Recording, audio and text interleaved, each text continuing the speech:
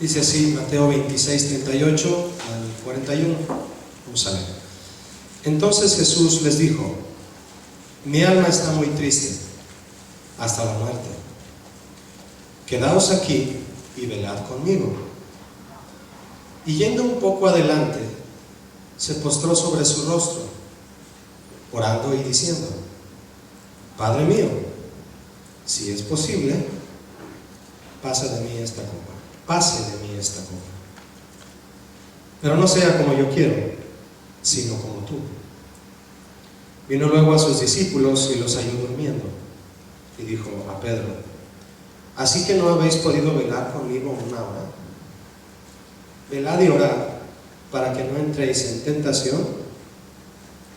El espíritu a la verdad está dispuesto, pero la carne es débil.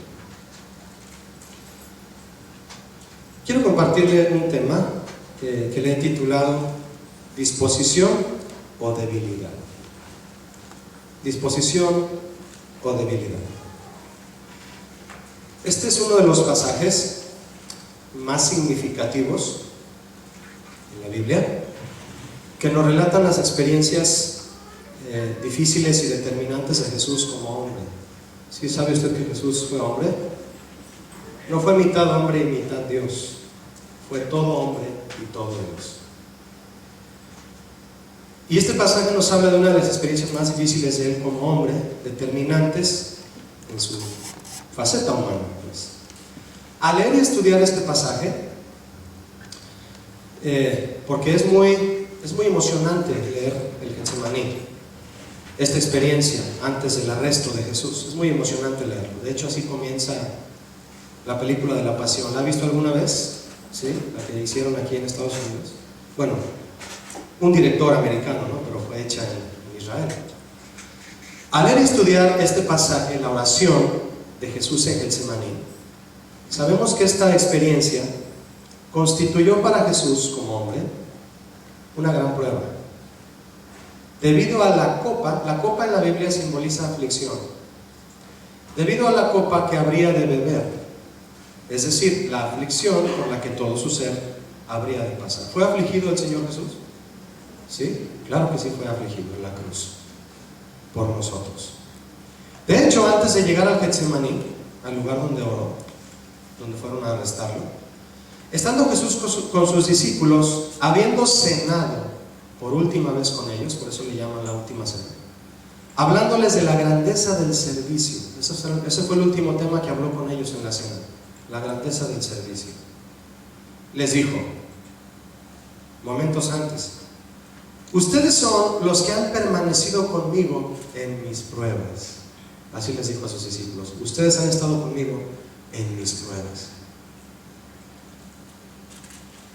De hecho, en Mateo, Marcos y Lucas, que es donde habla de esta misma experiencia, de los 4 evangelios, esos son los que hablan de eso, se confirma que al salir Jesús de la cena a este lugar a orar, sus discípulos le siguieron. Ahora bien, es muy especial que Jesús haya establecido un mandamiento específico, clave, para enfrentar la tentación, estando él en medio de una aflicción. ¿Escuchó lo que le dije?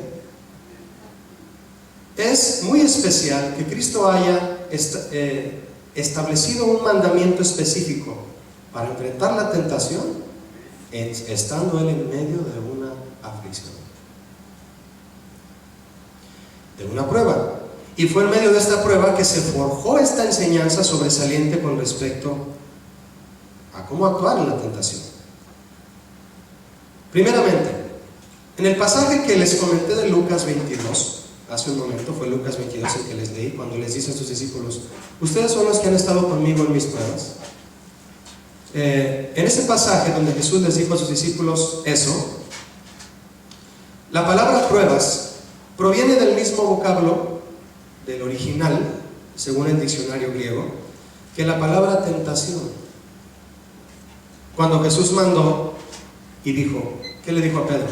Velad y orad, para que no entréis ¿en qué? En tentación.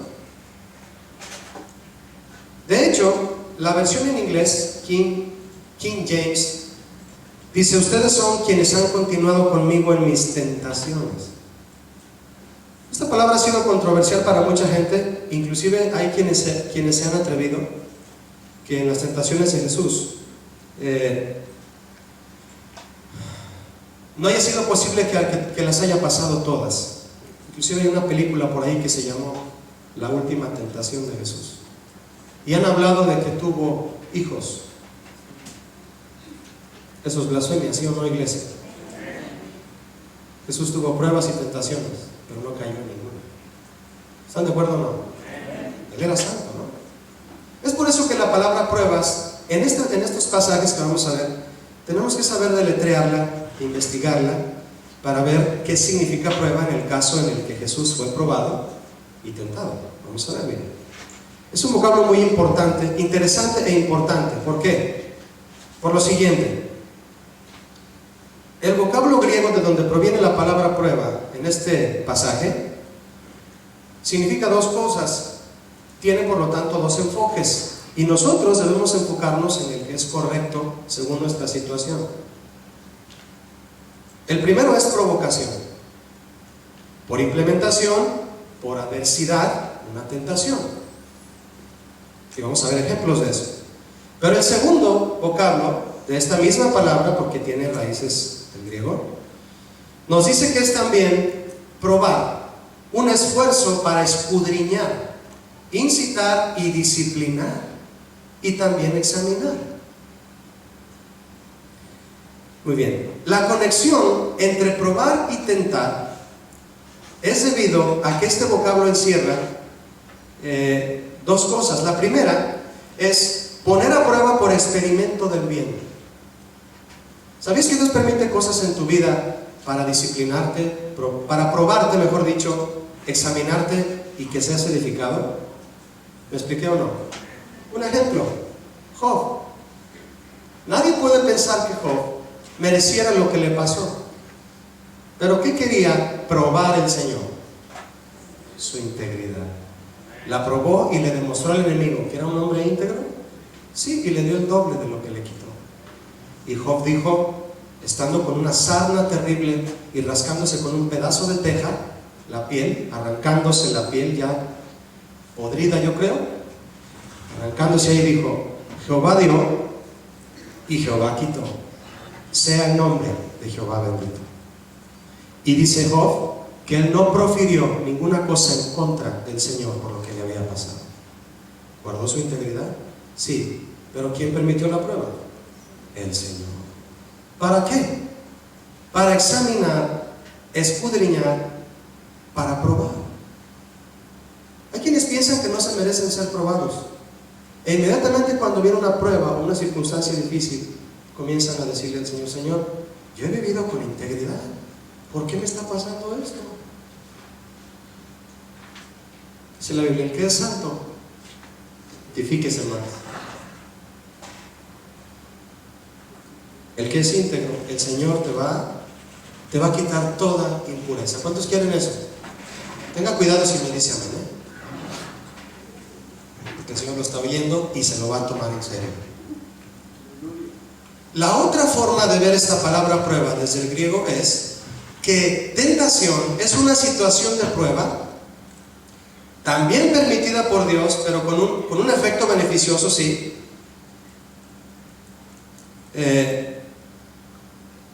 Ok, voy a retomar, es que leí mal, disculpen. Una situación de prueba permitida por Dios con un efecto y propósito beneficioso. Le voy a dar otro ejemplo más. Vimos el de Job, le voy a decir uno rápidamente. ¿Recuerda al apóstol Pablo? El apóstol Pablo, un hombre que viajaba, un hombre tremendo en sus viajes y evangelistas, yendo a los pueblos gentiles a llevarles la palabra de Cristo a los pueblos no evangelizados. Y Pablo escribió esto, escuchen: y para que la grandeza de las revelaciones no me exaltase desmedidamente. ¿Qué significa eso? Tanto tenía del Señor revelación Pablo que podía volverse orgulloso. Pero Dios ponía la mano para decirle, tranquilito. Y eso dice aquí. para que la grandeza de las revelaciones, de lo que Dios me da, no me exalte desmedidamente, no me crea yo la divina garza, me fue dado un aguijón en la carne, un mensajero de Satanás que me abofetee, que me dé cachetadas y me diga: ey, tranquilo, Pablo, lo que tú tienes, tú no lo produjiste, te lo está dando el Señor, así que Él es el que debe ser exaltado. ¿Amén, iglesia? Un mensajero de Satanás que me abofetee, para que no me enaltezca sobremanera. Respecto a lo cual, ¿qué significa respecto a lo cual? De ese aguijón que tengo, que Dios permitió, le he rogado al Señor que lo quite de mí. Y me ha dicho, bueno, eso lo voy a leer ahorita, usted ya lo sabe, pero quiero ver esto. En primer lugar, ¿qué es aguijón? Es probable que Pablo sufría un problema de cataratas en los ojos. Se la pasaba escribiendo a la luz de una vela, no había luz eléctrica. Imagínense toda la noche escribiéndole a los corintios, a los efesios, a los colosenses, a los filipenses, a los tesalonicenses, a los romanos, escribiendo. Si con luz eléctrica, a veces ya viendo el monitor, ya nos lloran los ojos, ¿no? Es posible que él tuviera un problema en sus ojos que le impedía hacer físicamente con eficiencia su trabajo en el ministerio. Y él oraba y decía: Señor, alíviame, sáname, porque quiero servirte eficazmente. ¿Esa es una buena oración? Sí, es una buena oración. Pero nuestras oraciones ¿le dictan a Dios lo que va a hacer? Le pregunto. No, porque la Biblia dice que Él es soberano. ¿Qué le dijo Dios? Le dijo: mira, Pablo, bástate mi gracia. ¿Qué es bástate mi gracia? Voy a derramar mi gracia y con eso. Señor, pero lo que te estoy pidiendo es que me sanes. Bástate mi gracia. Porque mi poder se perfecciona en la debilidad. Y la palabra debilidad aquí significa enfermedad. Usted no puede estudiar todo lo que le estoy diciendo. Que te baste mi gracia mientras estás enfermo. Por tanto, dice Pablo, de buena gana. Es decir, estando enfermo no me voy a quejar. Dice Pablo, de buena gana me gloriaré más en mis debilidades. Debilidades aquí es enfermedades en griego. Usted puede estudiarlo. Para que repose sobre mí el poder de Cristo. Mi hermano, en medio de la aflicción puede reposar en nosotros el poder de Cristo. La cuestión aquí es la siguiente. Dios permitió que Pablo sufriera una aflicción física. ¿Cuál era el motivo? Que no se enalteciera. Mantenerlo humilde. ¿Me explico en eso? Sí, dice, para que no me enalteciera sobremanera por mis revelaciones. Bien. Debilidad, que significa enfermedad, no es una debilidad pecaminosa, claro. Pablo no está diciendo de buena gana me gloriaré en mi debilidad. No confunda debilidad pecaminosa con debilidad que viene del griego como enfermedad. Pablo está diciendo de buena gana me gloriaré en mi aflicción física. Porque hay quienes tienen una debilidad espiritual y son seducidos a pecar con facilidad. Eso es otra cosa. ¿Me estoy explicando? Y vamos para allá. Entonces, ¿qué fue lo que Dios decidió aquí, mi hermano? Le voy a decir algo que para muchos de ustedes es controversial. Cuando Pablo le pide al Señor, Señor, eso le dijo, aquí están las palabras en Corintios, en 2 Corintios. Señor, le he rogado al Señor que lo quite de mí. ¿Que quite de él qué? ¿Me lo puede responder? La enfermedad. Le voy a preguntar algo. Si Dios le dijo, bástate mi gracia, le pregunto, hermano, ¿lo sanó? ¿Cuántos creen que lo sanó? No lo sanó. Dios decidió no sanarlo para que el orgullo no se apoderara de Pablo, pero derramó sobre él su invaluable gracia que lo sostuvo hasta el final del ministerio. ¿Qué significa eso, mi hermano? Es una prueba con un propósito de edificación y de examinar el corazón para crecer en el Espíritu. ¿Cuántos quieren ser probados por el Señor para crecer? Mire, ya nadie dijo amén.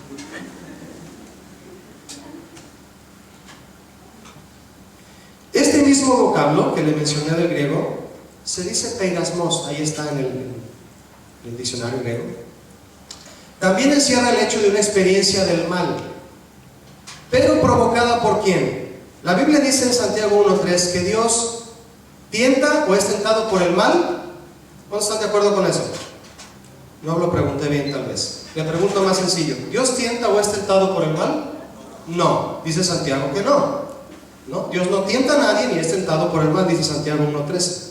Por lo tanto, la tentación, también proveniente de este vocablo, encierra el hecho de una experiencia del mal, pero provocada por ¿quién? En este segundo sentido de este vocablo se refiere a una situación provocada, escúcheme hermano, por negligencia. Negligencia, desobediencia o aún la misma concupiscencia, que es el deseo de... ¿Qué es concupiscencia? Suena raro, ¿no? Para algunos. Concupiscencia es el deseo desmedido por satisfacer los deseos de la carne. Y por Satanás mismo. ¿No fue tentado Jesús por Satanás en el desierto? ¿Sí? ¿Pero con qué propósito? Como no es un propósito causado por Dios, este propósito de la tentación lleva la meta de que tiene este efecto de la tentación es conducirte a actuar mal. Tú puedes vivir una vida llena de integridad como Job y de repente llegar a la prueba y sientes que Dios te está hablando y te va a decir: te voy a probar. Pero Señor, sí, ya sé cómo estás, pero te voy a probar porque te quiero mejor en tu corazón. Quiero más el carácter de Cristo en ti. Adelante, Señor. Y viene algo, yo no sé, Dios lo sabe, para probarte. Pero sales adelante y eres edificado. Pero ¿qué tal cuando viene una tentación que a veces inclusive el mismo hombre por sus deseos carnales permite que llegue? Y por ser negligente y, como decimos en México, ligero de cascos, cae en las garras de la tentación del mundo. ¿Y qué propósito tiene esa tentación? Llevarte a conducirte al mal. Dice Santiago: Dios no tienta a nadie, sino que cada uno es tentado cuando de su propia concupiscencia es atraído y seducido. ¿Sí o no? Cuando de su propia concupiscencia cada uno es atraído y seducido. Después la concupiscencia concibe, es decir, se embaraza. La concupiscencia es, ejemplificando a una mujer que se embaraza. ¿Quién la embaraza? El deseo carnal. ¿Y qué da a luz? El pecado. Y el pecado, siendo consumado, dice Santiago, da a luz la muerte.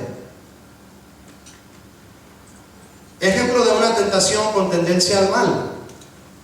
Le dijo Pablo a Timoteo: mira, Timoteo, porque los que quieren enriquecerse caen en tentación. ¿Por qué? Porque Jesús ya había enseñado desde que vino a él con sus discípulos, había dicho: ninguno puede servir a las riquezas y a Dios, porque amará a uno y odiará al otro. Y Pablo está diciendo: los que quieren enriquecerse caen en tentación. ¿Por qué? ¿Por qué caen en tentación los que quieren enriquecerse? Porque engañosamente comienzan a poner en primer lugar el dinero. Y mis hermanos, amar el dinero es la raíz de todos los males. No el dinero, porque hay quien tiene mucho dinero y vive en integridad cristiana. Yo conozco amigos con mucho dinero y son excelentes personas para el Señor. El dinero no es la raíz de todos los males, es el amor al dinero. Los que quieren enriquecerse caen en tentación y lazo y en muchas codicias necias y dañosas que hunden a los hombres en destrucción y perdición. Esa es una tentación provocada por la codicia. La codicia, mi hermano, es un sentimiento puesto por Dios o brota de la carne. De la carne. Si tú empiezas a ser arrastrado por codicia y caes en echas un tarjetazo con tarjeta de crédito, pero fuerte, compras un carro de $30,000 y nada más diste $10 de enganche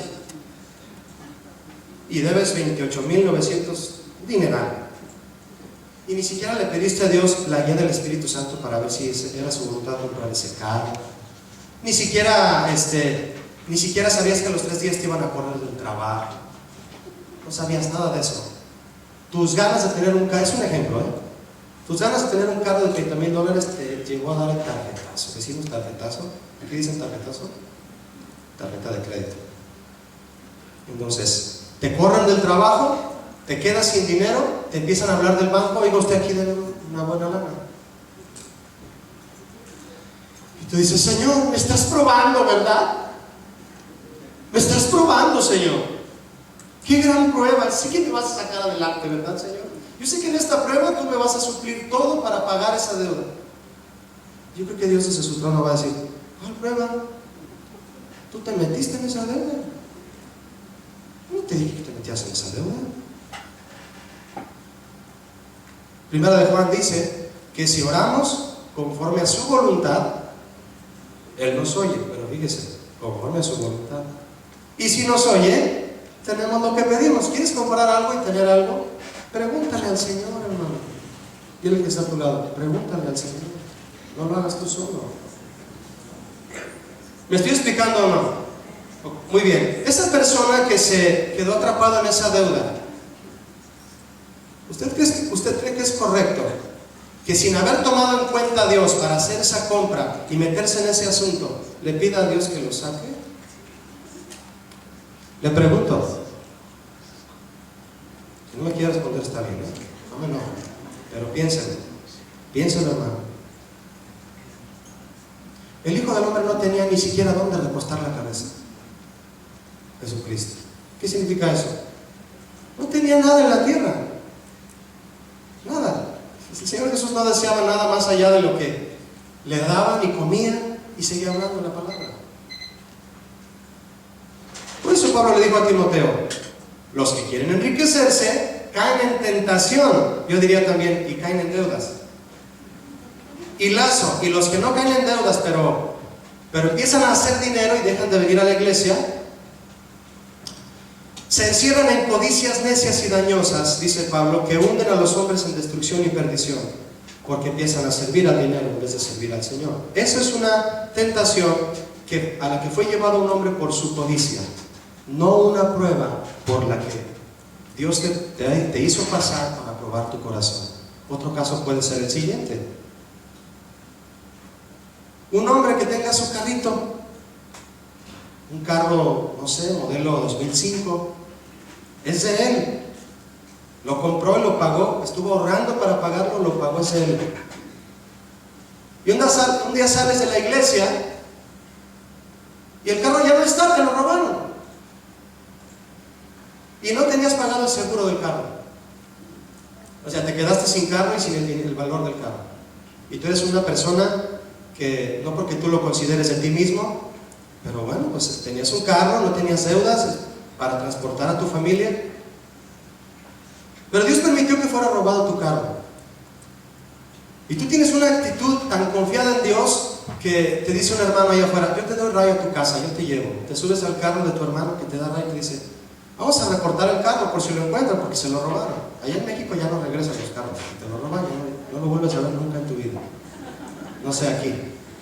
Entonces, camino a tu casa con el hermano que te está dando rayo a tu casa, tú vas pensando ahí en el asiento, Señor, me robaron mi carro.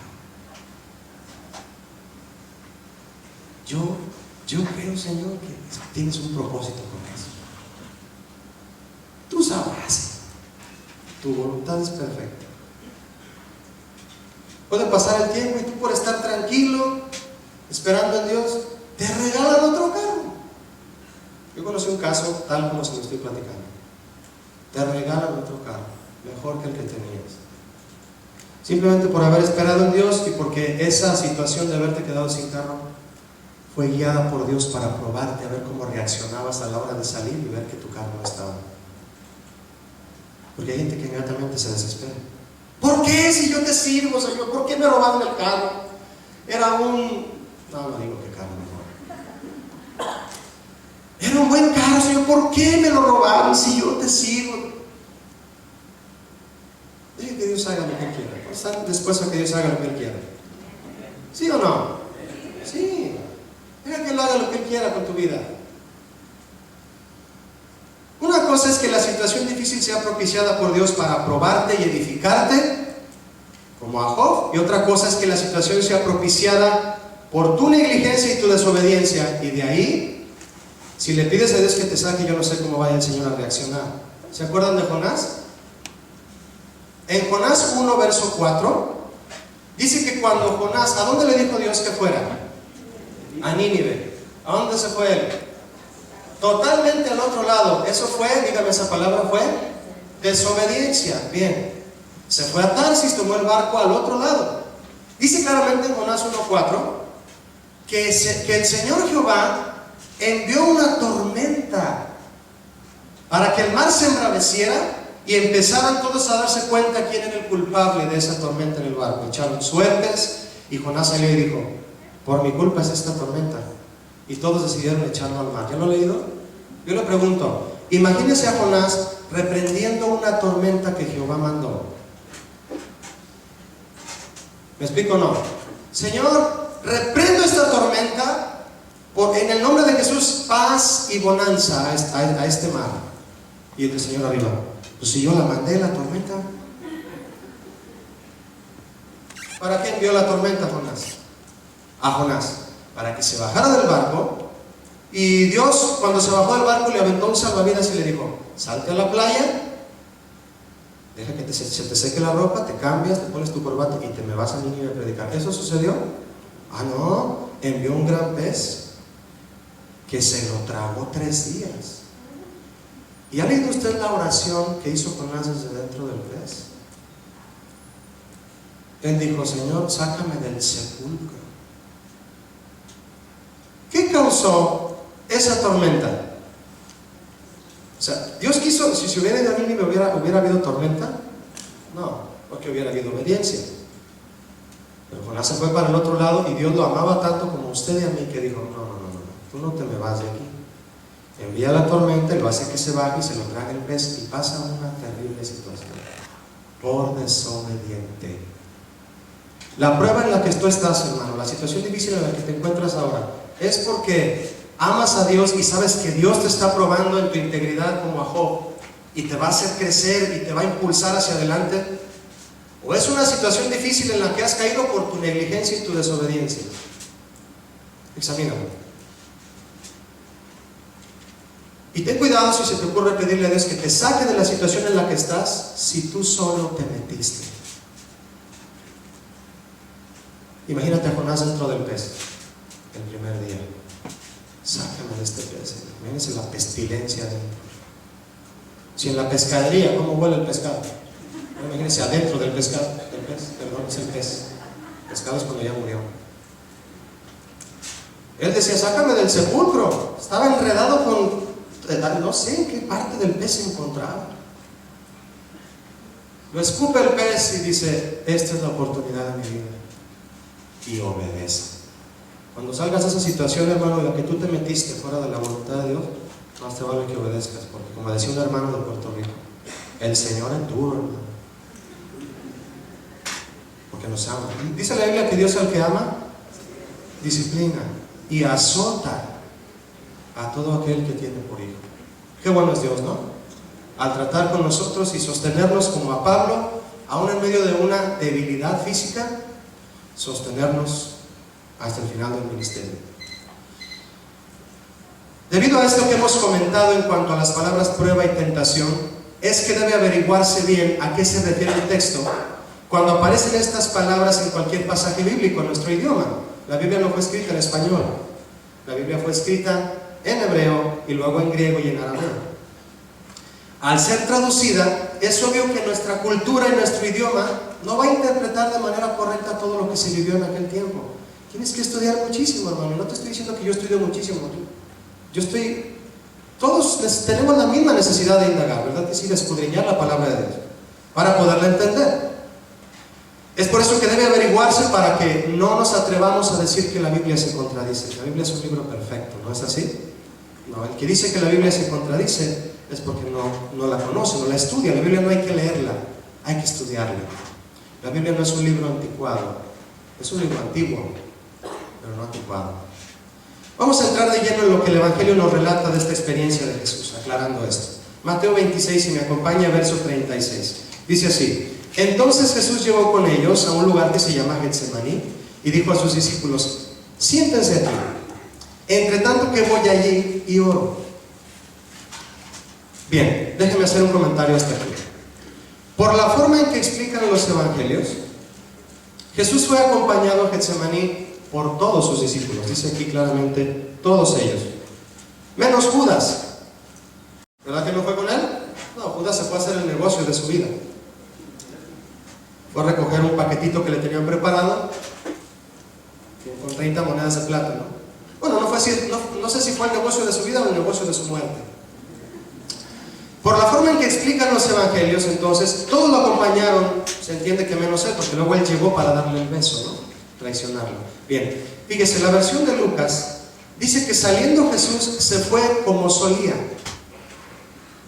Muy interesante que Lucas haya escrito, Jesús se fue como solía, es decir, era una costumbre para Jesús ir al Getsemaní, como solía, al monte de los olivos, y sus discípulos también le siguieron. El mandato dado por Cristo a todo el que quiera ser su discípulo es, lo recuerda usted, mi hermano, si alguno quiere venir en pos de mí, ¿qué? Niéguese a sí mismo y tome su cruz y sígame. Eso dice Mateo 16:24. Muy bien. Mire, cuando usted y yo le decimos a Jesús, voy a seguirte, Jesús, entramos en un compromiso de aceptar las pruebas por las que Él diga que hemos de pasar. Jesús dijo, en el mundo tendréis ¿qué? Aflicción, pero dijo, confíen, yo he vencido al mundo. Entonces, cuando le decimos a Jesús, Señor, yo te quiero seguir, en el momento en que tú lo dices, si lo dices de corazón, porque hay quien no lo dice de corazón, si tú lo dices de corazón, Señor Jesús, yo te voy a seguir, en ese momento, hermano, tú estás sellando un compromiso, porque nuestro Dios es un Dios de compromisos. Un compromiso de aceptar las pruebas por las que Él te diga y te guíe a pasar, en el sentido claro de que serán pruebas en beneficio de nuestro propio ser. De hecho, formarán en nosotros el más grande de los beneficios. ¿Cuál es el más grande de los beneficios que hay en la Biblia, mi hermano? El carácter de Cristo. No hay otro. Es tan importante lo que menciona Lucas en su percepción, diferente a Marcos y Mateo, de esta experiencia. Dice Lucas que Jesús se fue al monte de los olivos como solía. Obviamente Jesús solía ir al monte para orar. ¿Cuántos suelen ir a su cuarto a orar? Jesús solía ir al monte a orar, es decir, era una costumbre, para tener comunión, pero también para recibir de su Padre instrucción y fortaleza para la siguiente experiencia, para lo que hubiera de pasar o ser probado en el plan de Dios. Tú puedes vivir circunstancias fuertes en el plan de Dios o en un plan tuyo. ¿Cuántos quieren estar en el plan de Dios? Sí, y lo que venga en el plan de Dios es para que yo sea a imagen de Cristo. Porque también Satanás tenía su propio plan para Jesús, ¿sí o no?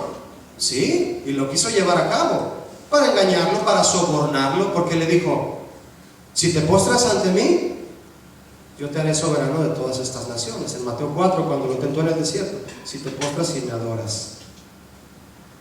Y luego él le dijo otras cosas, si te subes al pináculo del templo y te tiras, los ángeles van a venir a rescatarte y convierte las piedras en pan. Usted sabe lo que contestó Jesús. Lo que estamos haciendo énfasis aquí es que Satanás tenía un plan también para tentar a Jesús, para engañarlo, sobornarlo y para obtener su adoración, en base a su plan de tentaciones para hacerlo actuar mal. ¿Sabía usted, mi hermano, que no solamente Dios tiene un plan para usted, sino también Satanás? Pablo le dijo a los corintios, no ignoren las maquinaciones del enemigo, no las ignoren, dense cuenta que hay alguien tratando siempre de hacerlos tropezar, no sean ignorantes de eso. Por un lado, entonces, el plan de Dios con pruebas, claro, con situaciones que Él va a permitir para hacernos madurar, y por otro lado el enemigo queriendo hacernos caer en tentación para destrozar nuestra vida, nuestra integridad y la santidad de Dios en nosotros, para hacernos actuar mal. Solo que a diferencia de cualquier hombre, Jesús nunca pecó. ¿Cuántos dicen amén a eso? Sí, Jesús fue un hombre santo, ¿no? Si tú o usted, mi hermana, es nacido de nuevo, dice la Biblia que aquel que es nacido de nuevo no practica ¿qué? El pecado. Todo aquel que es nacido de Dios no practica el pecado, dice la Biblia. Si tú eres nacido de nuevo, nacido de Dios, estarás entonces consciente que el carácter de Cristo se formará en ti a través de pruebas. No a través de las tentaciones a las que nosotros nos exponemos y caemos por ser torpes.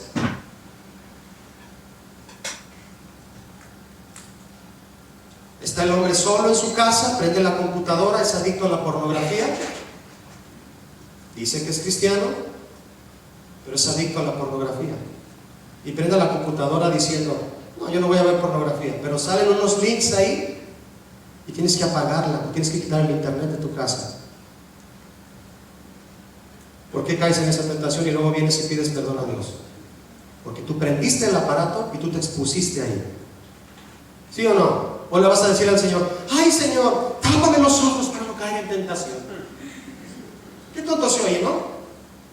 Si no quieres caer en tentación, mi hermano, donde sabes que podrías caer, no vayas y te metas. No te metas. ¿Qué hizo José? Platicábamos el miércoles aquí. ¿Qué hizo José cuando la esposa de Potifar lo jalaba de la túnica y le decía, duerme conmigo, duerme conmigo? ¿Qué hizo José?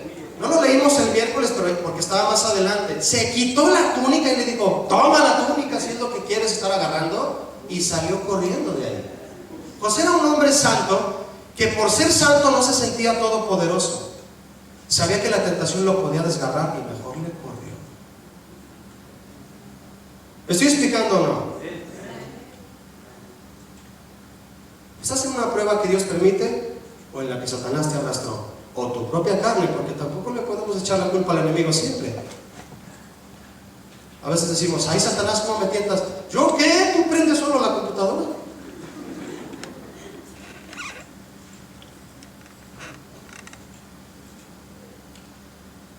Si tú eres cristiano nacido de nuevo, entonces, como les dije, debes estar consciente que el carácter de Cristo se formará en ti a través de pruebas, y además consciente de que estas serán continuas. Ya pasaste por una prueba y dices, ya, se acabó la prueba. Tranquilo, porque ahí viene otra. Los jóvenes que estudian, aún profesionistas tremendos que tienen doctorados, maestrías, hay muchos que no se cansan de estudiar. ¿Conoces a alguien así? Yo tengo un amigo que tiene no sé cuántas maestrías en contabilidad, fue a estudiar a España, no sé a dónde, es un erudito en contabilidad, en contar números.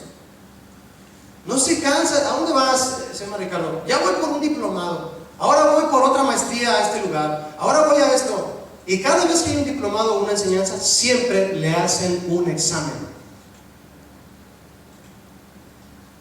Siempre le hacen un examen. Para superarse, tienes que pasar un examen, ¿sí o no? O llegas a high school o ahí a Harvard. ¿Cuántos llegan a Harvard y yo quiero entrar a Harvard, señor director? Adelante, tráigase sus cosas. ¿Así te dicen? No, hombre, te hacen un examen y tienes que estudiar. Pero bastante, exámenes, pruebas, a ver si eres apto o no. No os sorprendáis por el fuego de la prueba que ha de venir como si alguna cosa extraña os aconteciese, dice la Biblia. No se sorprendan si viene la prueba y digan, ¿por qué otra prueba, Señor? Dice la Biblia. ¿Quién dijo eso? ¿Quién dijo eso? ¿Pedro? No se sorprendan, Santiago, perdón. Cuando venga la prueba y digan, es que ¿qué es esto? No, es para que la fe sea aprobada y salga como oro purificado. ¿Cuántos desean eso? Jesús deseaba siempre que el Padre fuera visto a través de él, y por eso su visita al monte a orar era continua. Getsemaní era un lugar que era un molino de aceite, dice la historia, aceite que era extraído a presión de los olivos que ahí se cultivaban. No se puede sacar el aceite de las aceitunas sin esa presión. La Biblia dice en Romanos 8:14 que todos los que son guiados por el Espíritu de Dios, estos son hijos de Dios. Jesús siempre rechazó la falsa adoración, ¿sabía? Reconocía la falsa adoración. En una ocasión, después de haber multiplicado el pan y la comida, y les dio de comer a una multitud, lo quisieron levantar en hombros para hacerlo rey. Y él sabía que no era su tiempo. ¿Y sabe usted qué hizo? Se escabulló entre todos y se fue, dice claramente en la Biblia, Lucas. Se fue solo al monte a orar. A Jesús no le gustaba que la gente solo porque les había dado de comer lo levantaran en hombros y le dijeran, este es el rey. No, yo soy el rey nomás porque les doy de comer. No, discúlpenme, pero no. Solo por darles provisión soy su rey. Entonces si no les doy, no soy su rey. Y mejor se iba, dice Lucas, se escabullía entre todos y solo corría al monte a orar, solito allá. No le gustaba la fama. Tremendo, ¿no? No caía en esa tentación Jesús, no caía. No le gustaba que el pueblo le ofreciera ese tipo de adoración. Y no era para Jesús ni la más mínima tentación eso. Por el contrario, en su continua plenitud con el Espíritu Santo, en su condición de hombre, siendo humano, aún así decidió ser siempre guiado por el Espíritu Santo, y eso hacía que fuera imposible que se saliera del plan de Dios. Mis hermanos, fuera del plan de Dios, fuera de su voluntad, no hay un plan de bendición para el hombre. ¿Cuántos están seguros de eso? Fuera del plan de Dios no hay un plan de bendición para ti. Si decides estar en el plan de Dios, mi hermano, Él no lo va a cambiar. Señor, quiero estar en tu plan, pero está pesadito tu plan, Señor. Dios no tiene un plan B. Dios es perfecto, hermano. ¿Usted cree que Dios va a decir, no te gustó esa prueba? A ver, te voy a poner otra más sencilla.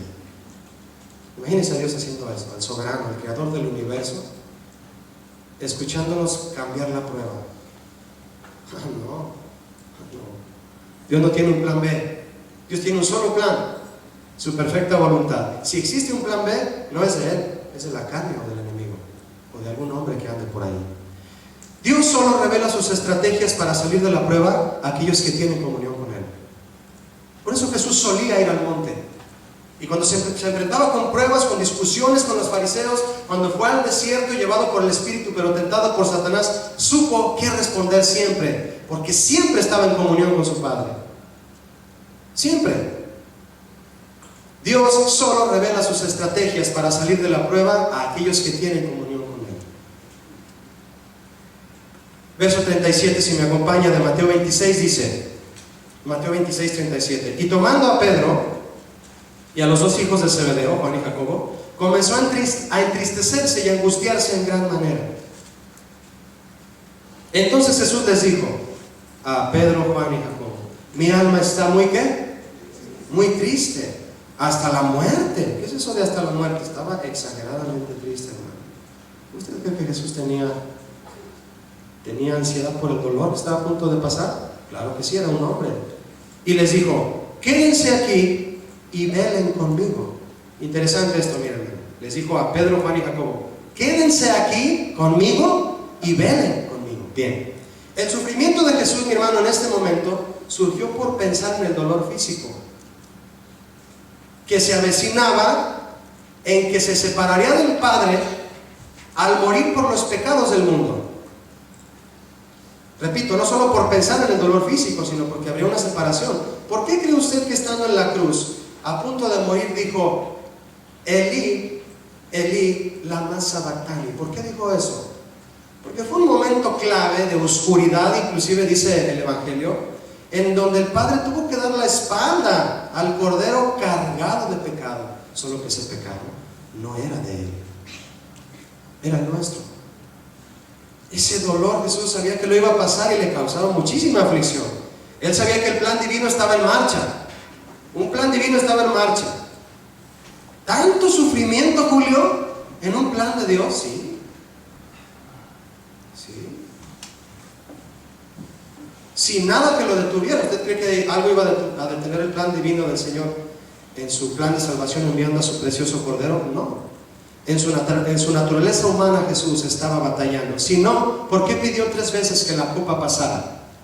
No lo pidió una sola vez, hermano, lo pidió 3 veces. Padre, que pase de mí esta copa, que pase de mí esta copa, 3 veces. Y 3 veces le respondió también, pero no se haga mi voluntad sino la tuya. Es difícil estar en un tiempo de aflicción, hermano. Yo lo comprendo a usted. Y quisiera en algún momento, yo sé que va a haber la oportunidad de que yo aprenda de usted si su aflicción ha sido extrema. Hay cristianos aquí en la iglesia, yo puedo asegurar, cuyas aflicciones han sido, que dices, a mí Job me queda chiquito, hermano. Y yo respeto eso, porque ha salido del crisol, hermano, con un pedazo de oro, pero mejor que ni 24 quilates. ¿Sí o no Dios nos quiere así? Solo la prueba, hermano. No os sorprendáis por el fuego de la prueba que ha de venir. Fuego. Y fuego habla de sacrificio, de dolor, de aflicción, pero para ser purificados y mejores para el Señor. Ese es Esa es la intención de las pruebas del Señor. Continúo. No debemos permitir que ningún dolor, dificultad o aún tentación nos convenza a desertar en la prueba de Dios. Dios no envía, mi hermano, dice la Biblia, algo más mayor de lo que tú puedas resistir. Julio, es que mi esposo me abandonó y me dejó con 4 hijos y no tengo trabajo. Y está el problema económico en Estados Unidos. Tú tienes al Señor. ¿No tienes al Señor? Pero tienes a Él. Él es tu esposo, Él es tu marido, dice Isaías. Le dice a la mujer viuda: yo soy tu marido, dice el Señor. Dijo Isaías. Tremenda palabra para las mujeres solas. Yo soy tu marido. A Dios no se le escapa nada. No debemos permitir que ningún dolor, ni dificultad o aflicción en medio de la prueba nos haga desertar de la prueba. No, ¿cómo es posible? ¿Cuántos quieren superarse? Como el ejemplo que les puse hace un momento, no me llega otro de momento. Está el joven haciendo su examen ahí en la Universidad de Harvard y se desespera. Es que estas preguntas no me las sé. Cálmate, estudiaste, a ver, cálmate, déjalas al final, responde las más fáciles. Y luego, porque hay estas estrategias para responder un examen difícil, ¿no? Y luego ya llegas al momento de las preguntas con calma y dices: ah, sí, ya me acordé. Y respondes el examen y te aceptan en la escuela. Tómalo con calma. Si estudiaste y te preparaste para ese examen, tienes que pasar por el examen. ¿Cuánto más en las pruebas del Señor, en donde Él no permite más de lo que podemos resistir? No lo va a permitir, hermano, porque Dios es bueno. ¿No le da gracias por eso? Dice Hebreos, se lo voy a leer yo, dice el libro de los Hebreos: y Cristo en los días de su carne. ¿Qué en los días de su carne? En los días de ser un ser humano, ofreciendo ruegos y súplicas con gran clamor y lágrimas. Fíjese, Cristo en su faceta de intercesor, al que le podía librar de la muerte, fue oído a causa de su temor reverente. Y aunque era hijo, y dice hijo con mayúscula, por lo que padeció, ¿por lo que qué? Por lo que padeció, por la aflicción, aprendió la obediencia. Mi hermano, en la prueba se aprende obediencia. ¿Cuántos quieren ser verdaderamente obedientes para el Señor? Te van a azotar con vara. Todo el mundo dice sí cuando te preguntan: ¿quieres obedecer a Dios? Sí, yo quiero obedecer a Dios. Y a la hora del mandato dices: ay, no, pero ese mandato no. No, ¿cómo no? Dijiste que querías obedecer a Dios, y como Dios te lo tomó en serio, ahora no te va a soltar. Y si te vas por ahí en desobediencia, te va a disciplinar para que vuelvas. ¿O a poco tú le dices a tu hijo? Yo tengo un chavito de 1 año, se llama Moisés, mi niño, ya me muero por verlo. Tengo 4 días sin verlo. Ya me muero por verlo. Y imagínense que yo le diga: hijo, ven para acá. Y que nomás voltee a verme y se ríe y se sigue yendo al otro lado. Si está la puerta de la calle abierta, se va gateando a la cochera, se sale de la calle gateando, ¿verdad? Como de película, ¿no? Entonces yo le puedo decir: hijo, ven para acá, ¿no quieres regresar? Pues vete a la calle y haz lo que quieres. Tiene 1 año. Imagínese qué tontería. No, mi hermano. Si usted le entregó su vida a Dios verdaderamente, Dios, si no alcanzó a cerrar la puerta para cuando usted se salió, va a salir corriendo por usted, como yo por mi niño. ¿A dónde vas, muchacho? Lo voy a abrazar. Tan chiquito, no le voy a pegar. O voy a agarrar a besos. ¿No? Dios nos ama. Y porque nos ama, nos disciplina y azota a todo aquel que tiene por hijo. Y aunque era hijo, Jesucristo, dice Hebreos, por lo que padeció aprendió la obediencia, y habiendo sido perfeccionado, fíjense, hermanos, Cristo fue perfeccionado en la aflicción. Vino a ser autor de eterna salvación para todos los que le obedecen. Al final de la prueba, no solo tú eres bendecido, sino todos los que te rodean. Un padre de familia que actúa como cabeza de su esposa y de él, y cuya cabeza de él es Cristo, como dice Pablo a los Corintios, en ese orden, siendo cabeza de su esposa y Cristo siendo cabeza de él, obedeciendo, sometiéndose a Cristo el esposo, bendice a toda su familia, ¿sí o no? Pero aquel esposo que no se somete a Cristo, que no le da lugar a su esposa como debe de ser, echa a perder su familia. Cristo, por someterse a la obediencia al Padre, mi hermano, fue autor de eterna salvación para todos los que le obedecen. Al final de la prueba, no solo tú eres bendecido, sino los que te rodean. Y por el contrario, al desertar al trato de Dios, muchos son afectados. Tu familia, para empezar. Acepta la prueba de Dios, mi hermano, el trato del Señor, Y cuando salgas purificado, santificado por el Señor de esa prueba, vas a ser de bendición para tu familia. ¿Cuántos quieren eso? Sí, la prueba de Jesús para obedecer al Padre vino de su relación con Él. ¿De dónde recibió Jesús fuerza para soportar la prueba que iba a pasar en la cruz? De su misma relación con Dios, el que es también la fuente de nuestra fortaleza. Verso 39, si me acompaña, de Mateo 26, verso 39. Y yendo un poco adelante, se postró sobre su rostro. ¿Quién se postró? Jesús, orando y diciendo: Padre mío, si es posible, pasa de mí esta copa, pero no sea como yo quiero, sino como tú. ¿Cuántos quieren hacer esta oración siempre en medio de una prueba? ¿Todos? Señor, está difícil esto, pero que sea como tú tienes un plan perfecto. Y yo espero en ti, Señor. No voy a mover las piezas aquí. No muevan las piezas, hermanos, si Dios las acomodó. Aunque Jesús, acompañado de sus discípulos y aún más, acercando más hacia Él a 3 de sus amigos casi inseparables, Pedro, Juan y Jacobo, se fue solo más adelante. Les dijo a ellos: quédense aquí y velen conmigo. Pero aún así, se fue más adelante, dice el versículo. Todos se durmieron.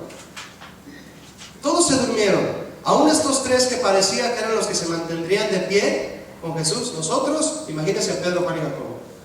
Sí, Jesús, nosotros vamos a orar contigo allá a las 3 de la mañana. Más o menos esa hora.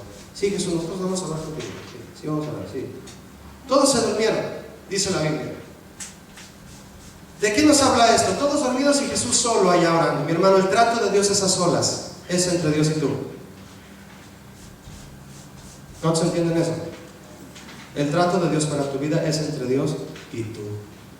Inclusive mucha gente que te quiere, que te ama y está cerca de ti, hay ocasiones que ni siquiera van a entender por lo que tú estás pasando. ¿Recuerda a Abraham?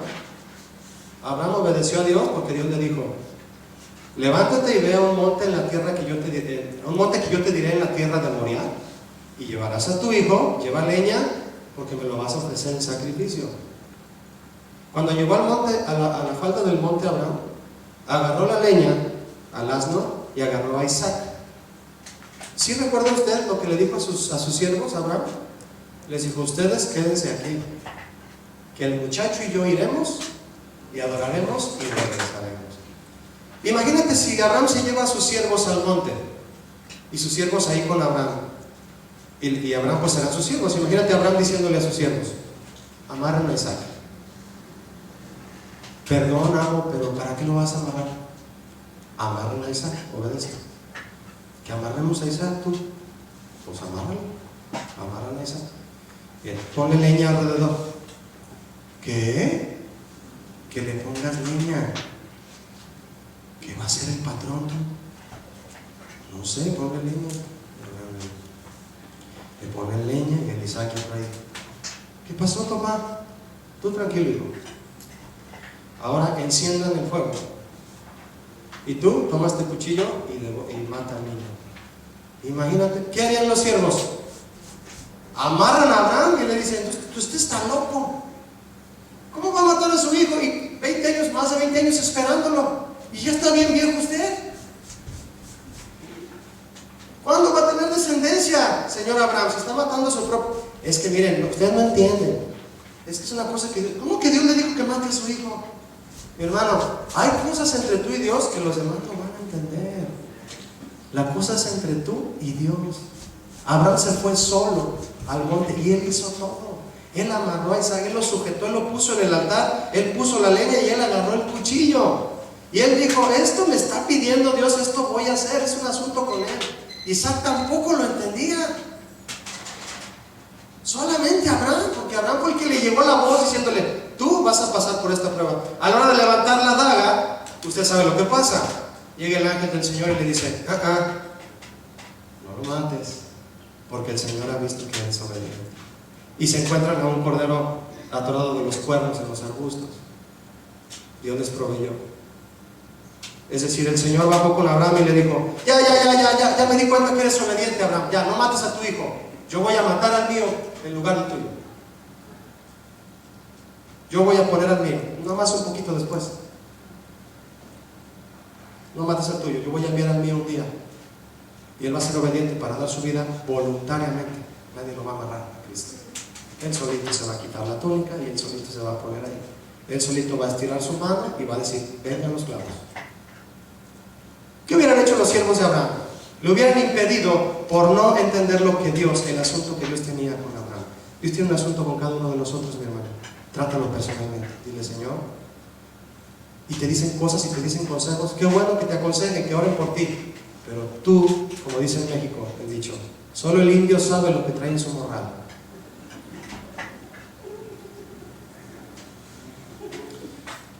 Sí, solo el indio y Dios, porque es omnisciente, ¿no? ¿De qué nos habla esto? El trato de Dios es a solas con el Señor. Jesús no se rebelaba contra la voluntad de su Padre cuando pidió que si fuera posible lo librara de la copa. Eso no significa que se estaba rebelando contra la voluntad de Dios. Al contrario, le reiteró 3 veces que se hiciera su voluntad. No como yo quiero, sino como tú quieras, Señor. Lo que pasaba es que su agonía de Jesús era peor que su muerte, hermano. Sudó gotas como de sangre. Se le rompieron, yo no sé qué parte de sus partes capilares en la piel se reventó y por los poros empezó a sudar. Mezclado con el sudor, ya salía medio anaranjado el sudor. Eso es una extrema situación de ansiedad. Es un asunto médico, comprobado médicamente, de tanto nerviosismo. Dura la prueba. Pero ¿qué hizo? Llegó al final y por eso estamos usted y yo aquí, lejos del pecado y cerca en los brazos del Señor prácticamente, ¿no? De hecho, en la versión de Lucas dice, y estando en agonía, oraba más intensamente y su sudor era como gotas de sangre que caían hasta la tierra. En la versión de Marcos dice, y Jesús decía, Abba Padre, que es una expresión como diminutiva de padre, como en inglés es en daddy, ¿no? Le dice el bebito a su papá, daddy, de cariño, ¿no? Abba Padre, todas las cosas son posibles para ti, aparta de mí esta copa, mas no lo que yo quiero. Yo creo que levantaba su voz con un dolor diciendo, Señor, no quiero ir a la cruz. Pero luego se armaba de valor y decía, pero que se haga tu voluntad, no la mía. Si estás en un momento así, hermano, nomás clama como Jesús. Señor, estoy pasando esto, estoy en una situación pesada, pero que se haga lo que tú quieras, Padre. Porque después de la cruz, decía un amigo mío, está la gloria. Después de la cruz está la gloria. La frase Abba Padre expresa un clamor que denota cercanía total con el Padre. La prueba produjo que en Jesús una actitud como de desear abrazar intensamente a su papá para sentirse protegido. Ese es el resultado de la intercesión intensa, hermano. Te acercas con Dios tanto que le dices, Señor, pero nomás estoy esperando sentir aquí que me aprietas porque ya no puedo. Ya no puedo yo. Pero el poder de Dios, le dijo a Pablo, se perfecciona. ¿En dónde? En la debilidad. Cuando estás enfermo y ya te está por caer, Dios llega y mete la mano a tiempo.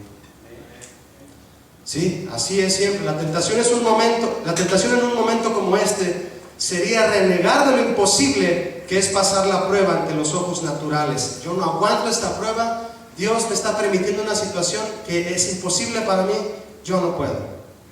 Y no vienen a la iglesia, y no se someten a la voluntad de Dios, ni leen la palabra, pierden la fe, se enfrían, posiblemente hasta los acapara la apostasía. A muchos que se alejaron de la prueba por creer que Dios ya no estaba ahí. No, es el primero que llega ahí. El primero que llega al salón para repartir los exámenes es el maestro. Verso 40 de Mateo 26 dice, vino luego a sus discípulos y los halló durmiendo y dijo a Pedro, ¿así que no habéis podido velar conmigo 1 hora? Velad y orad para que no entréis en tentación. El espíritu, la verdad, está aquí, mi hermano, dispuesto, pero la carne es débil. Yo le preguntaba al principio, ¿qué tenemos, mi hermano? ¿Disposición o debilidad? La carne es débil, el espíritu es el que está dispuesto. ¿Dispuesto a qué? A estar despierto a la hora de la tentación. ¿Cuál era la tentación ahí en este momento? Estar dormido en lugar de estar clamando a Dios. David en lugar de haberse ido a la guerra como le correspondía al rey, poner el ejemplo e irse a la guerra, porque también era guerrero, no solo poeta, se queda dormido. Y dice claramente ahí en el pasaje donde está explicando eso del rey David, que se levantó ya puesto el sol, es decir, ya en un momento del día en donde no debía por qué estar dormido, se estira David, se pone en el balcón y ve a Betsabé desnuda. Por estar en el lugar incorrecto, eres atrapado por la tentación. No vayas al lugar incorrecto, que Dios ya te dijo cuál es. No te metas ahí. Yo hablaba el miércoles de que hay quienes tienen la osadía de cuestionar los mandamientos de Dios en lugar de obedecerlos solo porque Él lo dice. No adulterarás. ¿Qué más dice el mandamiento ahí en Éxodo? Dice no adulterarás. ¿Dice algo más? Léalo y verá que solo dice no adulterarás. Y el que ama a Dios dice no adulterarás. No, no adultero. No lo hago. Pero hay quienes ven el mandamiento y ¿cómo que no adulterarás? Pues si hay un deseo en mí carnal, físico, y Dios hizo muchas mujeres en la tierra, muchas muy hermosas, ¿cómo no adulterarás? ¿Qué controversia es esa? Y se ponen a cuestionar el mandamiento en vez de obedecerlo de inmediato. ¿Me expliqué o no? Los que aman a Dios, mi hermano, obedecen sus mandamientos sin cuestionarlos. Sin cuestionar. ¿No adulterarás? No voy a adulterar. No, ¿por qué? Amo a Dios. Dice el Salmo 97:10, ama al Señor y aborrece el pecado. Love God, hate sin. Una canción muy antigua que me gusta mucho. Love God, hate sin. Solo eso decía la canción que se me quedó grabada. Love God, hate sin. Sí estoy pronunciando bien el inglés. ¿Sí? Yo nunca me equivoco, perdón, digo me equivoco, pero me gusta aprender nuevas cosas. Love God, hate sin. ¿Es difícil entender eso? No. ¿A qué estuvo tentado Jesús durante su clamor en el Getsemaní? Aún a desertar de llegar a la cruz. Imagínate, hermano, pero no lo hizo. En ese momento Pedro y los otros se caían de sueño y Jesús usó esa circunstancia para ponerlos al tanto de las tentaciones que muy pronto enfrentarían. ¿Cuáles eran esas tentaciones que vendrían, hermano? Escucha esto, las mismas que el enemigo usa hoy. En ese momento, al decirles Jesús, pónganse a orar y a velar para que no entren en tentación. ¿Cuáles tentaciones? ¿Le digo cuáles tentaciones vendrían? Escúchelas. La primera, la de huir en lugar de quedarse en la prueba. ¿Cuántos estuvieron en la cruz con Jesús en el Calvario? ¿Dice la Biblia que estuvo Pedro? Todos se fueron. Número 2, la tentación de negar su relación con Él. ¿Lo negó Pedro o no? 3 veces. Cayó en la tentación. Número 3, la de verlo morir y con él sus esperanzas, y la tentación más fuerte, la de llegar a pensar que creer que todo lo que vivieron con Jesús fue un engaño.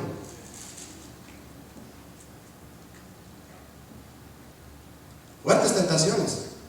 Acuérdese de Tomás, triste, sin esperanza. Tomás, Jesús resucitó. No, que resucitó. No, a mí que me lo traigan y yo quiero meter mis dedos en sus llagas. O sea, no seas incrédulo, no, tráiganlo aquí. Dime dónde está para ir. Ya no creía. Esas eran las tentaciones que estarían por venir, mi hermano. Van a venir momentos en la tierra, escritos en Apocalipsis, en donde van a venir cosas terribles, hermano. En algunas partes de la tierra ya están ocurriendo. En algunos lugares de China, tengo un amigo que acaba de ir para allá a predicar. Dice que cuando lo invitaron unos pastores de aquí de Estados Unidos, pero de misioneros allá, juntaron a las personas a quienes él les iba a predicar. Obviamente él era el traductor en este caso fue de español, y luego había otro que traducía de español a inglés, y luego de inglés al chino, mandarín creo. Llegaron y se vieron en un parque todos, y después voltearon para todos lados y se fueron debajo de un puente. Y se pusieron todos en hilera debajo del puente para que no los vieran desde el helicóptero o de alguna manera, porque los arrestan a todos. Y todos empezaron, saquen su Biblia. Pues ¿cuál Biblia? Traían todos 5 o 10 páginas en su bolsa cada uno, dobladas las que alcanzaron a traer, porque no permiten pasar Biblias. Y sacaron las 3 o 4 y Luis les tuvo que preguntar, mi amigo, pues ¿qué páginas traen? Pues traemos el Salmo 23. Ah, pues de ese vamos a hablar. Y como traían el Salmo 23 los chinitos, de eso les predicó mi amigo. Vamos a hablar del Salmo 23. Pero todos debajo del puente para que no los vieran. Y máximo 20, 25 minutos están ahí. Nos andan persiguiendo. No le gustó al bebito. Van a llegar tiempos así, mi hermano. El Apocalipsis lo promete. ¿Qué va a pasar en esos momentos de prueba? ¿Qué va a pasar ahí? A todos los que eran supuestamente los amigos de Jesús cayeron en este tipo de problemas. Y vendría una tentadora pregunta, la gran y tentadora pregunta. Todos los discípulos reunidos vieron a Jesús morir en la cruz, fueron y lo sepultaron. ¿Qué pasó mientras él resucitaba? Yo creo que se juntaron en una casa y empezaron: ¿sí sería el Mesías o no? Oye, Pedro, ¿a ti qué te dijo de que iba a resucitar? Pues a mí me dijo que iba a resucitar al tercer día. ¿Y qué vamos a hacer ahorita? Pues no sé. Ya no está con nosotros. Imagínense el miedo. ¿Seguiremos creyendo que Jesús es el Mesías? Otra pregunta: ¿sigo siendo cristiano? Y la tercera pregunta: ¿de verdad vendrá otra vez a recoger a su iglesia? Quiero preguntarle, hermano, ¿usted todavía está consciente de que Cristo vendrá por segunda vez? Si no guardas esa esperanza y si no vives guardando esa esperanza, caíste en la tentación de negar a Jesús. Perdiste la esperanza, pero déjame decirte que Él vendrá otra vez. Ellos lo esperaban otra vez. Lo esperaban, les prometió resucitar al tercer día y estaban ansiosos de que amaneciera ese tercer día, ese domingo tal vez. ¿Nosotros estamos ansiosos de que Cristo venga por segunda vez? Igual que lo estaban Pedro y sus amigos. Espero que sí, mi hermano. Porque si perdemos esa esperanza y esa fe, entonces fuimos totalmente derrotados. Hay gente que le ha pasado eso. Espero que no nos pase a ninguno de aquí. Somos hijos de Dios, tenemos que guardar esa esperanza. El Señor viene, ¿no es así? Una batalla por desertar, mi hermano, o continuar, surgió en Jesús y sus discípulos. Jesús se dispuso, terminó su obra, sus discípulos se mostraron débiles, lo dejaron solo. ¿Por qué? ¿Por qué existe esta lucha entre el espíritu y la carne que Jesús refiere aquí? Porque mientras el espíritu, que es el alma racional, puesta por Dios, el principio vital, dice el diccionario, es decir, en el hombre, que es el espíritu, el neuma, que es el que está dispuesto, el que quiere ir hacia adelante. La palabra dispuesto significa ir hacia adelante, está predispuesto. Lo que diga el Señor, eso quiere hacer el espíritu. Tiene ánimo a estar dispuesto. La carne, en este sentido en el que Jesús la menciona, es una palabra que se dice sarx, que significa en el sentido ético y espiritual carne, y que es la naturaleza inferior de un humano, el asiento y vehículo de los deseos pecaminosos. Ese es débil. El espíritu es dispuesto, siempre lo está. La carne es débil. La carne es débil. La palabra débil significa sin fuerza, enferma, frágil.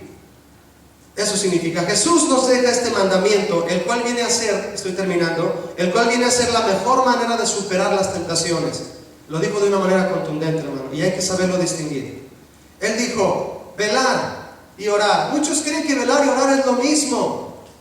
Muchos creen que cuando ya oraron, ya velaron. No es lo mismo, no lo confunda, hermano. La palabra velar significa estar alerta. No es lo mismo que orar. Usted puede venir a una velada de oración, pero porque se quedó despierto, porque velar, uno de sus significados es estar despierto. Pero en este significado de Jesús, velar significa estar alerta. Le dijo a Pedro: ponte alerta, Pedro, porque si no entras en tentación. Y vino la tentación. ¿Cuál tentación? ¿Tú andabas con ellos? No, yo no. ¿Cayó en la tentación? Claro que cayó. Vino una horrible, negó a Jesús. Pero le había dicho anteriormente: ponte alerta y ora. Pero tenía miedo. Vio lo que le empezaron a hacer a Jesús desde lejos. Vio que lo empezaron a lacerar, a flagelar, a cachetear. Le ponían un costal, le pegaban en la nariz y le decían: adivina quién te golpeó. Le escupían y dijo Pedro: no, hombre, no me conviene decir que ando con él. Después se arrepintió, como usted y como yo, ¿verdad? Y lloró amargamente. Y gracias a Dios lo usó poderosamente. El consejo suena sencillo: velar y orar, pero son pocos los que hacen sabiamente, o lo hacen sabiamente y acorde a la Biblia. En los tres pasajes, Jesús dice, es decir, Mateo, Marcos y Lucas, en los 3 pasajes Jesús dice: velen y oren para que no entren en tentación. Velar, como le decía mi hermano, es estar alerta, conscientes de las posibilidades de tentación. ¿Hay posibilidades de tentación en tu trabajo? Le pregunto, por favor, respóndame. Sí las hay. ¿Hay posibilidades de tentación con tu secretaria? ¿Hay posibilidades de tentación, jóvenes, en la escuela? ¿Sí las hay o no? ¿Sí las hay? ¿Hay posibilidades de tentación cuando te metes a internet? Sí las hay. ¿Hay posibilidades de tentación cuando andas tú solo, varón? ¿Varón? No responda bien. ¿Hay posibilidades de tentación cuando anda usted solo? Sí las hay. Jesús dijo, velar. ¿Qué es velar? Estar alerta. Tú puedes orar 4 horas y orar en lenguas y pedirle al Señor que te fortalezca poderosamente. Pero si vas al 7-Eleven o alguna tienda y están las revistas pornográficas y te quedas viendo ahí como bobo, no estás velando, no estás alerta. Hay que cuidar los ojitos. Cuidado tus ojitos al mirar. Dice Jesús, si te es ocasión de caer el ojo, porque lo volteas a ver así, dice Jesús, quítate el ojo, mejor entra tuerto en el reino de los cielos, a que entres con tus 2 ojos al infierno. ¿Cuántos prefieren quedarse tuertos? Yo no. Yo no. Yo quiero guardar mis 2 ojos para el Señor y seguirle sirviendo con mis 2 ojos e irme al cielo con mis 2 ojos. Cayeron en la trampa.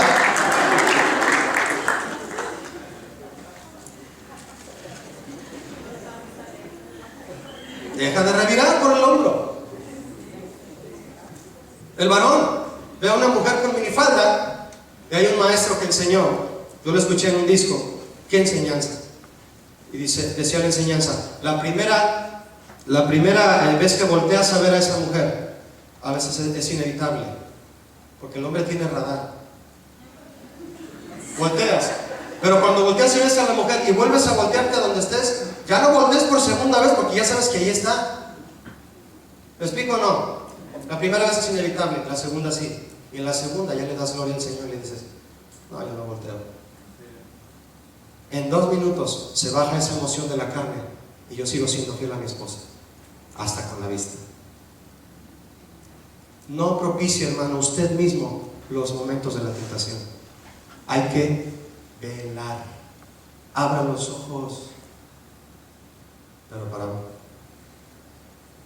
como decía un amigo, como caballo, amigo, camina como caballo, viendo el piso.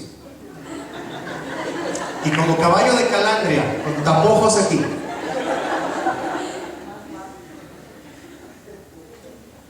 Todavía tenemos carne, ¿sí o no? ¿Sabe cuándo se va a acabar esta carne? Como dice 1 Corintios 15, Pablo enseña la resurrección de los muertos cuando este cuerpo sea transformado y glorificado. Mientras hay que velar para no entrar en tentación. Hay que estar conscientes de las posibilidades de tentación. Ser sensibles, mis hermanos, a las sutilezas y estar equipados para la batalla. La tentación ataca por donde somos más vulnerables y no debemos resistirla solos. No, que no seas tú mismo quien le abra paso a la posibilidad de caer en aquello que una vez fuiste demasiado débil. No le abras paso. Ciérrale ahí. Así como Jesús abrió su corazón a Pedro, Juan y Jacobo diciéndoles, ¿saben qué? Fíjense, hermano, Jesús era todopoderoso, ¿sí o no? ¿Por qué le habló a sus 3 amigos que le acompañaran a orar? Porque los quería que ellos le ayudaran a orar. No te quedes solo con eso que estás batallando. Platícaselo al pastor, platícaselo a un amigo maduro que te enseñe la palabra. Háblale por teléfono y dile, ¿sabes qué, mi hermano, brother? Soy adicto a la pornografía.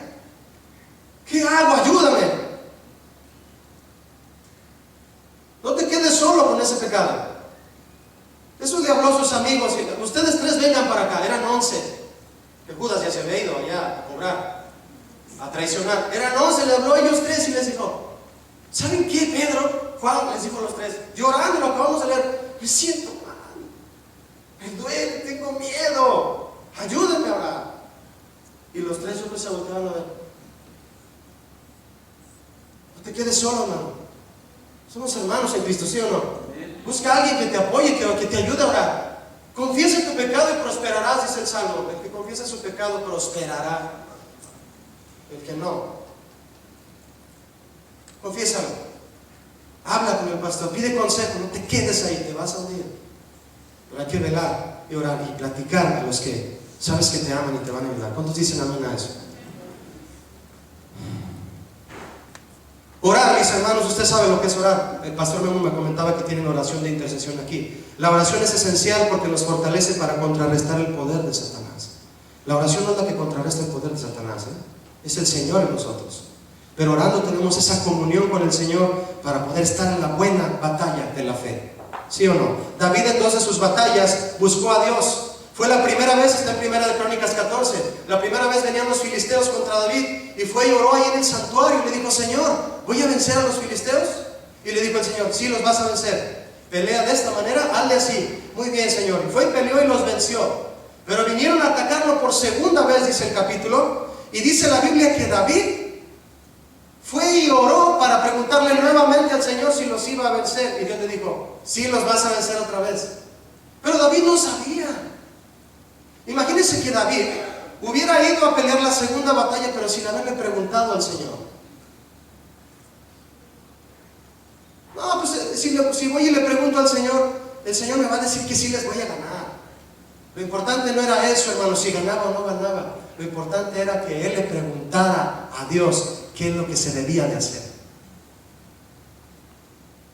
Hay que preguntarle a Dios, hermano. ¿Cuántos acostumbran preguntarle a Dios? Señor, ¿quieres que haga esto? Señor, ¿quieres que me case? Y el Señor: sí, quiero que te cases. ¿Con quién, Señor? Yo te digo, tú tranquilo. Yo te aviso. ¿Y mientras qué hago, Señor, sin esposa? Sírveme como lo estás haciendo, tú tranquilo. No estés ahí papaloteando, invitando a salir a todas las chicas de la iglesia. Ya no te preguntan quién es tu novia, sino que cuál no es. ¿Cuál no ha sido tu novia? Pregúntale al Señor todo eso. Aquí te responde bien. Y te dice: tú quieres. Pero no oramos, hermano. Tenemos que orar. ¿A cuántos les gusta orar? Sentir que cuando hablas con el Señor, Él te dice: yo te voy a guiar. Yo voy a ser tu GPS, tu GPS en la vida cristiana. Él te va a decir cómo, por dónde. Qué maravilla, ¿no? Y los que le piden a Dios que los guíe, ¿fallarán en algún momento? ¿Quién va a fallar, hermano, obedeciendo a Dios siempre? Es imposible que Dios te lleve al hoyo. Él nos rescata del hoyo, dice el Salmo, quien rescata del hoyo nuestra vida, porque caemos en el hoyo por no haberle preguntado antes. Pablo enseñaba a los corintios: no ignoren las maquinaciones de Satanás, la manera en que él opera. No ignoren, estén atentos de lo que él hace, porque si no va a ganar ventaja sobre ustedes, les dice a los corintios.